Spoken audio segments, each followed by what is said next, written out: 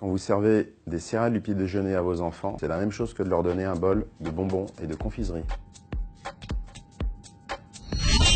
Les céréales du petit déjeuner pour enfants sont pour pratiquement 95 à 100% des produits qualifiés d'ultra transformés, qui est un nouveau concept qui a été défini très récemment par les scientifiques. Ce sont tout simplement des aliments fractionnés recombinés avec une longue liste d'ingrédients industriels et d'additifs industriels, c'est-à-dire utilisés seulement par les industriels, que vous ne pourrez pas trouver en faisant vos courses. Les barres chocolatées sont typiquement des produits ultra transformés.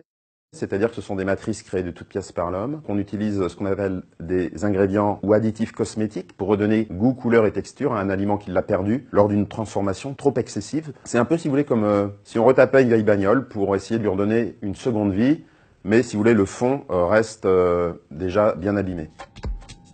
Les produits ultra transformés ont trois grandes caractéristiques qui font que lorsqu'ils sont consommés régulièrement, ils sont délétères pour la santé. Tout d'abord, ce sont des sources souvent de sucre rapide pour la majorité d'entre eux, c'est-à-dire qu'ils élèvent le niveau de glucose dans le sang de manière très importante.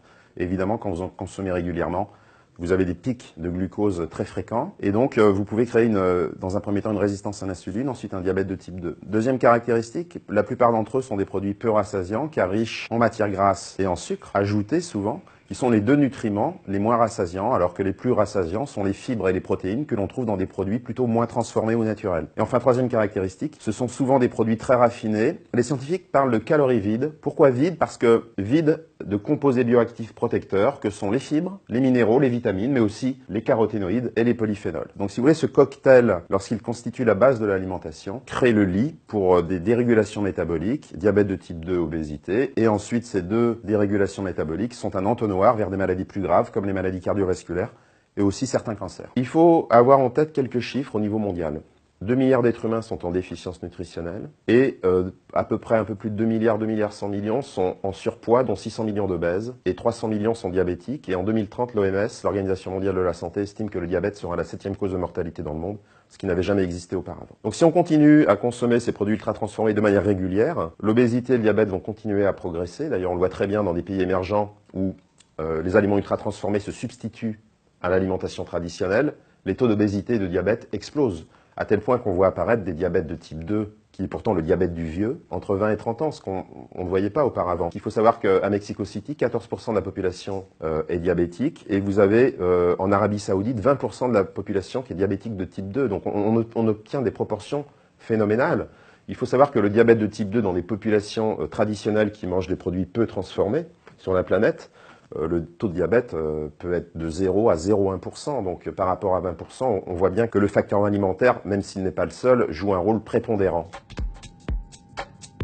D'abord parce qu'ils sont conçus pour satisfaire les papilles gustatives. Ils sont souvent enrichis en sucre, sel et gras, qui sont les trois aliments les plus addictifs, entre guillemets, donc qui créent une dépendance, entre guillemets aussi, et une envie d'y revenir. Donc ils sont très bons au goût. Ensuite, ils ont souvent des emballages très attractifs, conçus pour attirer et favoriser l'acte d'achat, même pour les enfants. On voit sur les céréales du petit déjeuner qu'on rajoute des personnages de l'univers des enfants. Et puis il y a peut-être une autre raison dont on parle un peu moins, c'est peut-être aussi l'ignorance, qui fait qu'on fait des mauvais choix par ignorance. Donc les gens manquant d'éducation nutritionnelle, ce qui est bien normal, sont persuadés de faire des bons choix et souvent ces produits ultra transformés sont vendus comme étant bons pour la santé, c'est-à-dire qu'ils sont souvent assortis sur leur emballage de mentions du type enrichi en, bon pour, céréales complets, riches en oméga 3, riches en vitamines, riches en fibres, alors que c'est des produits reconstitués complets qui restent ultra transformés.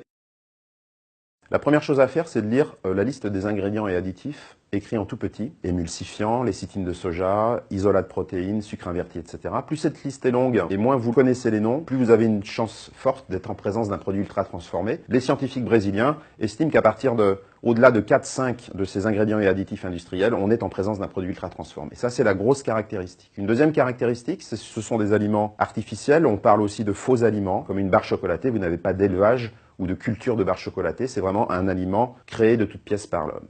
Troisième caractéristique, souvent les emballages sont très colorés et attractifs. Et puis une quatrième caractéristique, c'est ce dont je parlais, c'est-à-dire ils ont souvent des mentions qui donnent l'apparence d'aliments bons pour la santé, riches en oméga 3, enrichis en fibres, en minéraux. Mais en fait, ce ne sont que des astuces des industriels pour essayer de donner une belle image chantée à un produit qui en fait l'a perdu par l'ultra-transformation et qu'on essaye de restaurer en réincorporant des nutriments. Mais ça ne remplacera jamais les aliments naturels.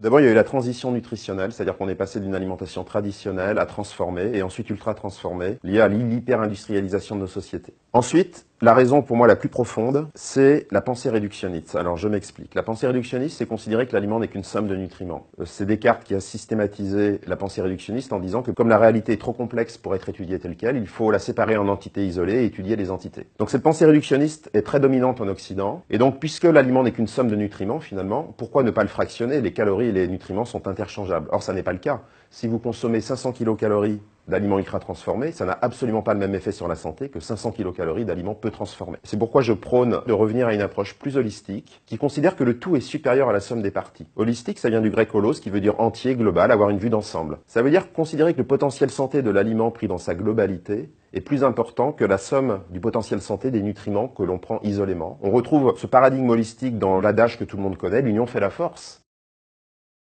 La première chose à faire, ce serait déjà de reclasser les aliments selon leur degré de transformation, parce que le lien avec la santé, il n'est pas dans un groupe d'aliments en particulier, mais vraiment avec le degré de transformation. Ensuite, il faudrait dans les recommandations alimentaires nationales, donner une recommandation au grand public de limiter la consommation de produits ultra transformés, probablement pas plus de 10 à 15% des calories quotidiennes. Après, il faut continuer à dialoguer, à alerter les gens, les informer, et puis essayer d'améliorer les choses pour que, d'une part, l'espérance de vie en bonne santé augmente, ce qui n'est pas le cas, et puis que les décès par maladie chronique liée à une mauvaise alimentation diminuent.